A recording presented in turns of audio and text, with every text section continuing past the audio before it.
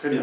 Donc, nous allons voir l'application du premier principe de la thermodynamique aux transformations réversibles du gaz parfait. Alors, donc, on va appliquer le premier principe. Donc, le premier principe de la thermodynamique, qu'est-ce qu'il faut faire? Eh bien, tout simplement, calculer le delta U, c'est-à-dire la variation de l'énergie interne, qui est égale à la chaleur à volume constant, c'est-à-dire NCV fois delta T, T final moins T initial. CV, c'est la capacité calorifique à volume constant. dt, c'est T final moins T initial. N, c'est le nombre de moles du gaz. On travaille avec N, de préférence que de travailler avec des masses, parce que c'est des gaz. Donc, le premier principe, il s'agit de calculer le delta U. Il s'agit de calculer la chaleur. Et il s'agit aussi de calculer le travail. Alors, pour la chaleur, tout dépendra de la transformation. Si vous travaillez à volume constant, c'est QV. Si vous travaillez à pression constante, c'est QP. Si vous travaillez dans une isotherme, donc bien sûr, c'est Q isotherme.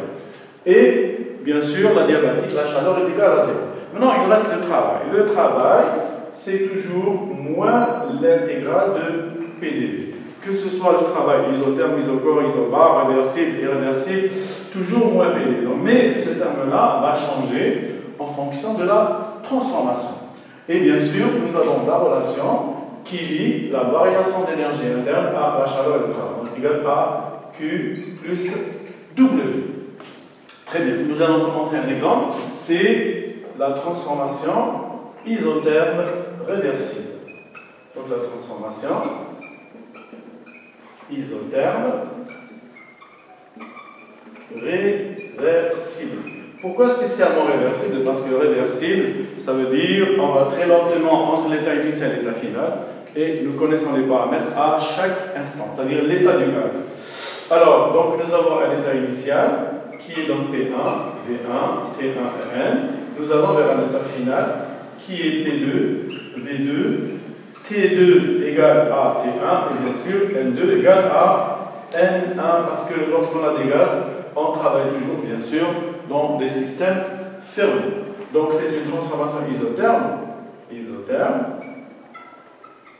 Si P2 est plus grand que P1, c'est une compression. Par contre, si P2 est plus petit que P1, ce sera donc automatiquement une détente. Donc à l'état initial, qu'est-ce que nous avons?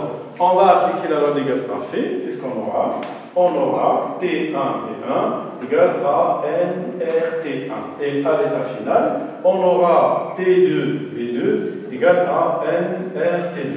Comme T1 est égal à T2, donc T1V1 égale à P2V2. Donc dans une transformation isotherme, nous avons toujours P1V1 égale à P2V2.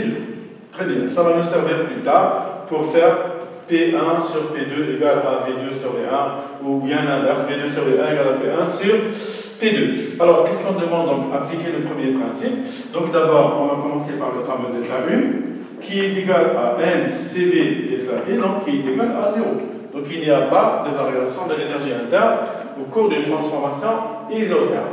Que restera-t-il? Égal à chaleur isotherme plus le travail isotherme égale à 0. Donc la chaleur isotherme égale à moins le travail isotherme. Ou bien le travail isotherme égale à moins la chaleur isotherme. Donc c'est égal à moins l'intégrale de PdV. Comme on a deux variables, parce que P2 est différent de P1 et V2 est différent de V1, donc on va éliminer une des deux, soit dV, soit P, mais il est préférable d'éliminer le P. Très bien, donc on peut remplacer le P par moins, donc P, donc ça devient nRT sur V.